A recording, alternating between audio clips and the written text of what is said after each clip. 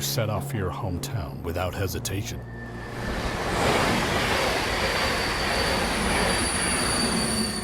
Have you ever wondered why we play games? I play games for stress, creativity, others play it for some kind of release. It's nice to feel like the hero, save the day, or make something awesome. It's really good stuff. Games rock.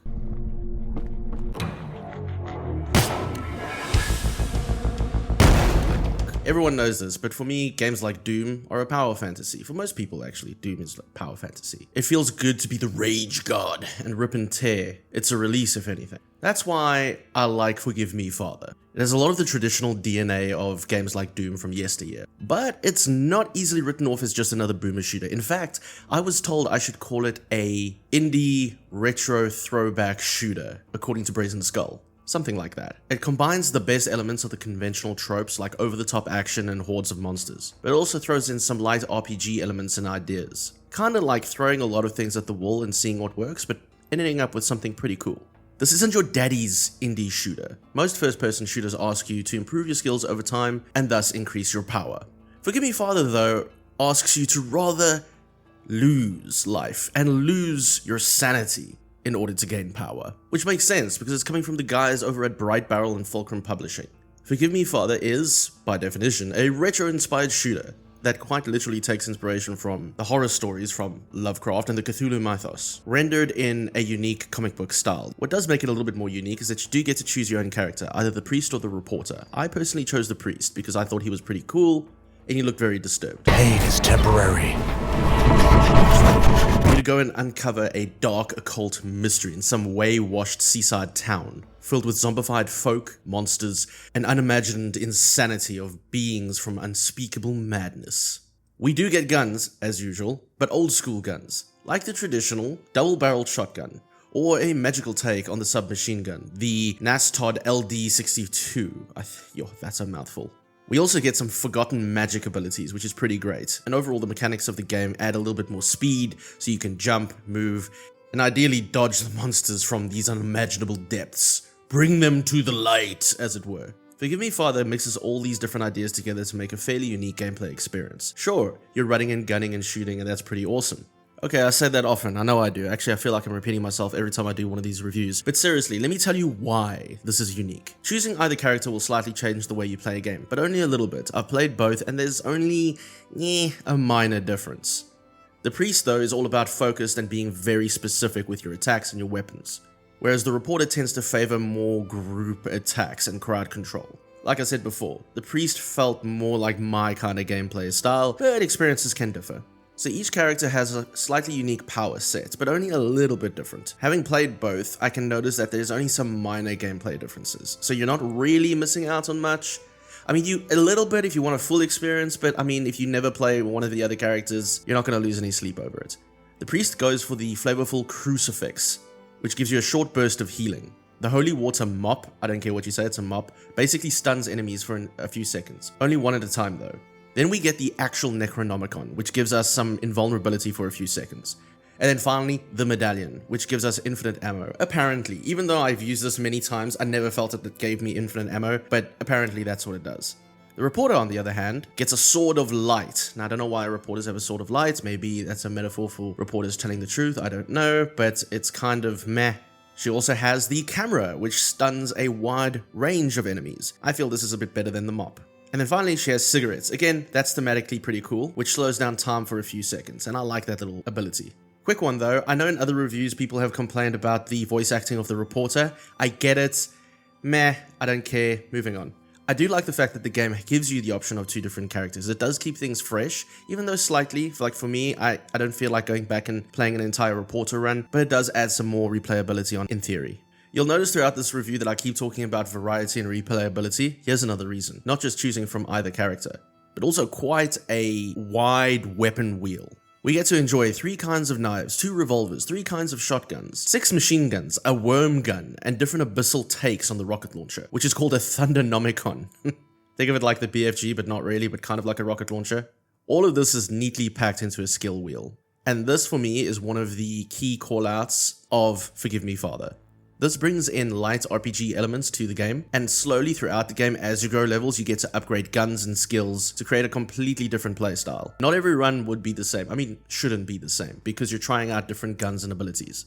You can go from just changing one super shotgun into a more enhanced gun, sure, or some changes make a completely different weapon entirely. You can go from a crossbow to a beam cannon, something like that. Like I said, I really love this feature, it's a standout for me and makes this game quite unique.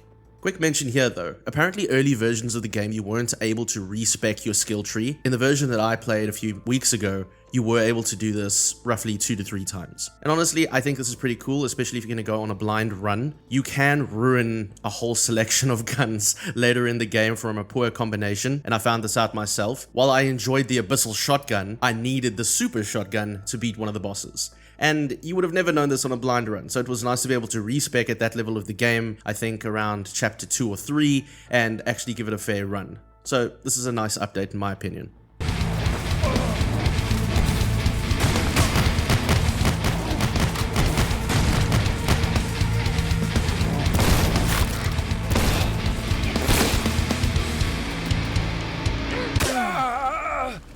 Which brings me neatly along to one of my favorite parts about reviewing games, the music. And yes, I am a non-musician and I have hot takes about music. Meh, I like music, alright? I love metal, in fact. I love a lot of kinds of music, in specific metal. And these days, when it comes to boomer shooter games, retro-inspired shooters, indie throwbacks, whatever you want to call it, we tend to always favor metal in our games, especially during combat phases. And I love it. However, I don't think it works so well in Forgive Me Father. This isn't Doom. I get why it's there, I just feel it takes you out of the immersion a little bit. I would have liked to see something more like Doom 64 or Doom 3, where we did have a little bit of beat, a little bit of heaviness when we went into the fights, but overall the game could have been carried a little bit better with something a bit more dark synthy. Well, it does have that, not a joke, but during the battles it just takes you out of it immediately. So I would have liked to see maybe something a bit different there. I don't know what though. Again, I'm not a musician, but something that I don't think would have worked was the metal that was added. That maybe is my only call out there. Overall though, the music does provide a great atmosphere throughout. It creates this looming, creeping sense of fear and horror, which is what you want in a Cthulhu game. And I think that was excellent. I think it may be just in the battles, bit of a mismatch, which is unfortunate. Not the end of the world, it kicks ass, but I just felt it was a bit of a mismatch. Meh, maybe I'm nitpicking here. I do not care what you are going to throw at me. You messed with my family, you messed with my people, and you messed with me. I will end you. Right here, right now. Mark my words. And saying all that, it kind of brings me to the core of this game. Madness, power, and mortality. Now, over the last, 6 months or so, I've actually created several pieces of content around this game, Forgive Me Father, both here on this channel, but also for other outlets. And frankly, this is getting to a point where I'm kind of have said everything that I want to say about this game. I've probably stretched some things out a little bit too much at this stage. Overall, Forgive Me Father is a solid experience, considering the length of its levels and the fact that you can keep the gameplay fresh throughout. Like I said in my impressions video, I only got one of the electric guns maybe 2/3 of the way into the game. There's always new enemies, there's always new environments, and I love that. Though the game does test you, as I said in the beginning, the game correctly asks you to sacrifice your sanity and patience in order to progress, asking you to literally let the madness win, to let go of your fear, in the game and as a player. Like other games, save the day, but rather than feeling power through a sense of overcoming your foes, we feel power through overcoming our fears and the fear of the unknown. Ultimate power awaits us in Forgive Me Father. We're merely asked to sacrifice our sanity to get it. Setbacks are fleeting. I will succeed. Thank you for watching, everybody. I hope you enjoyed my review of Forgive Me Father. Quick shout out to my amazing patrons. Guys, thank you so much for your support. You are the beautiful fishies to my Lord Cthulhu, or are you my Lord Cthulhu to my little fish? I don't know, but thank you so much for your support. If you'd like to support me and my channel, please don't forget to like this video, subscribe, or share it with a friend that you think may like it. That really helps me out. I have one more video idea around Forgive Me Father.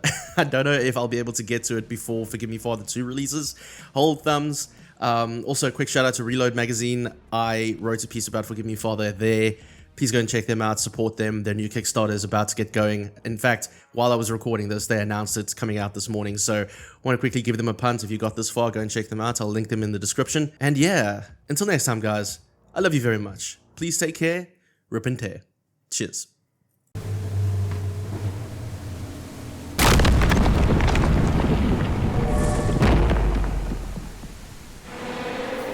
Let's go.